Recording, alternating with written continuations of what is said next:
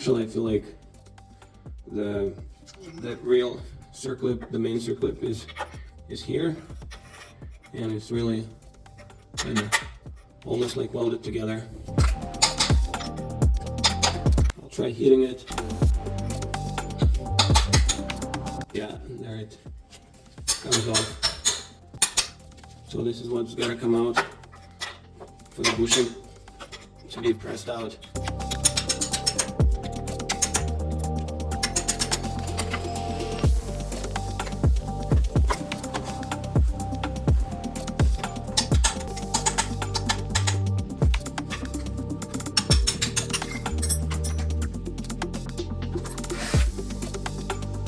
And now I believe I can press it out. So I took the new piece here just to make sure that I'm doing it the right way. So I can see there is a little protrusion on this side, so I know it goes this way. So what I'm gonna do, I'm just gonna take a quick measurement to make sure, to be 100% sure. So if I grab it here, it measures just over 2 inches. And I can try the same here. It measures, again, just over 2 inches. So I'm pretty confident that I can press this out that way. And I heard that this knuckle is, it looks like it's aluminum. I heard it's pretty brittle, so you don't want to crack it.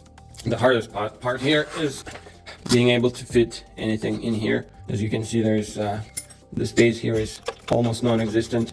So it's really hard to position this.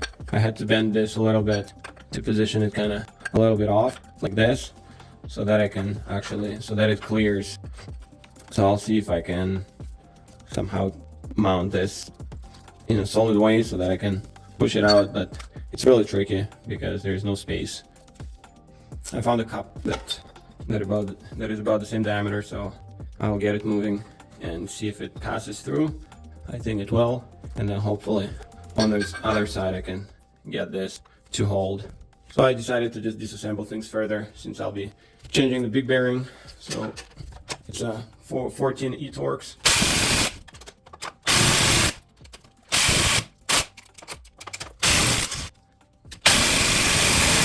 I'm really surprised how tight they are in there. This is this takes off my lug nuts without a problem.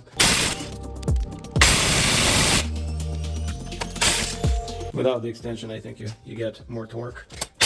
So they came out a lot easier.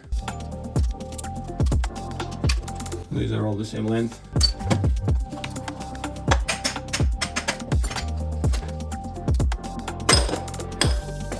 What I'm trying to do here is remove the dust shield so that I can have some more clearance here.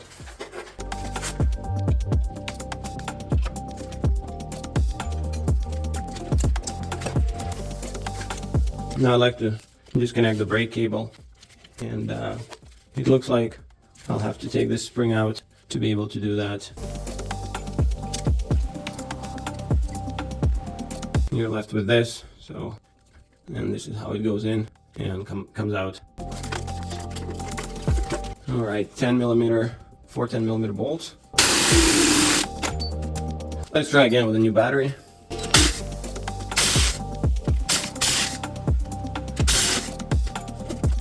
And we got the dust shield off. Now I don't know how to remove the cable, the brake cable here, but I got those two 16mm bolts. I'm not sure what they're for. Maybe they tighten it. So I'll try to remove that and see what happens.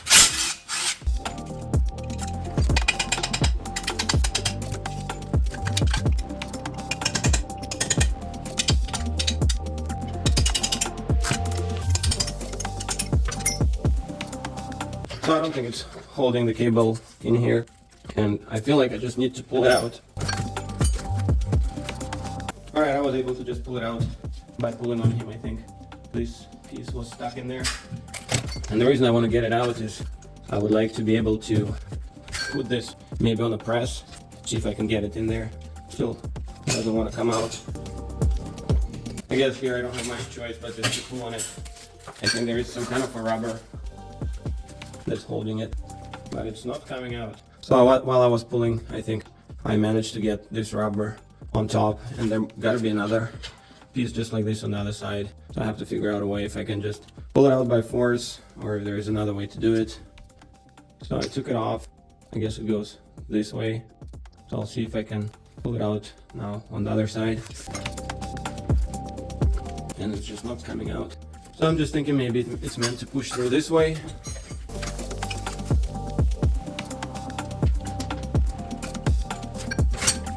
And I don't think that's working either. So I looked at what brand new parking brake looks like, and it looks like this little groove. It's hard to see, but it's actually part of the brake. So you can see there's a little space there. At first I thought it was one piece, and I cleaned it up, but it's seized up in there real good. So I can't really air hammer or, you know, cause any damage because this is so brittle and so soft. So I might have to just try and heat it up and see if that will help. The other idea I had is if maybe I can push it out if I have something that will go over this, but will still make its way into the hole. And the 8mm is not thin enough to get in there. And I think at first it's just a piece of the spindle, so I can't press against that. It has to get in there to be able to push this piece out. The other option is to actually never worry about this cable and just heat on it and get it out. This will actually go through. I guess at this point, doesn't really matter. I think I'll have to replace the cable. So I'll try this and see if this helps.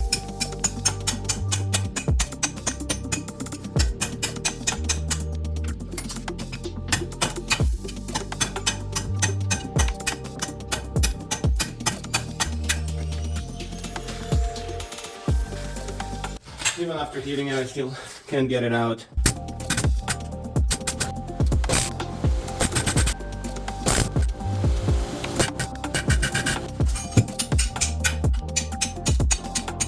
Well, finally. Heating and air hammer. Finally I got it out. I don't think I would have been able to get it out without like really damaging this cable. So I did read on some forums, people said, oh, disconnect it at the wheel and you don't have to disconnect it at the handbrake. Well, the way it was stuck, there was definitely no disconnecting it at the wheel without some major effort, but it's finally out. So what I'll try to do here is be able to position the block just off so that this bushing can come out on the side by me, just holding it on the side, and that way I don't have to get in there. So if I can build something to make it work, I think that should get it out. So this is how I was able to get it positioned. Not ideal. I'll see if it works. But basically it's just the sides that are resting on the block. So I'll try to push it and see some weight on it.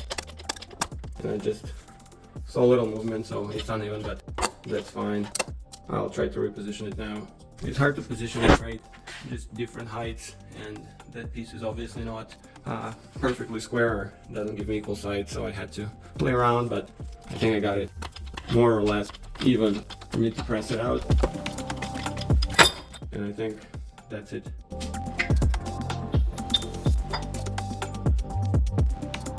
And it's definitely time for a new, I guess, ball joint, not bushing. So I'll clean it up with a wire brush and install a new ball joint in there. So after cleaning up the spindle here, we can grab a new ball joint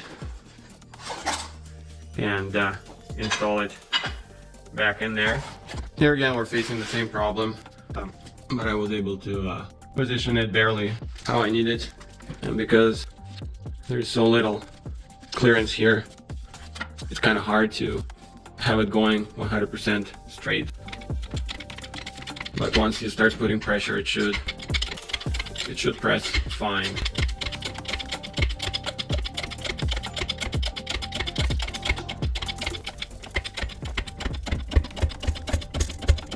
And just here, by using the wooden blocks instead of metal ones, I was able to have the wood help me by indenting more where it needed to and less where there was less pressure. So that helped me with applying more even pressure on the bearing when pressing it in.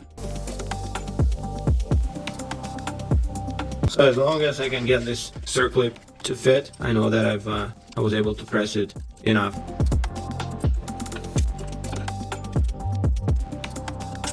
So all I needed were my fingers to put it on, and that part is done. I want to show you guys how I was able to remove this ball joint. We got the part number here. I was able to, this is the old one. I was able to press it out with the puller, and I don't remember how many tons. I think maybe 12. I do have a serial number here, not a model number, OTC 1037, and so I was actually able to press it out, because it's really tricky to grab it. You can't really put anything because how close it is here. It doesn't really fit on the press, so it's really too tricky. I think I'm using a 49mm bushing just to get it through, and it took me, I had to use the breaker bar to push it past the point of where it would actually start moving. I had to find something to counter hold it, but in the end, I just want to show you that I was able to get it out.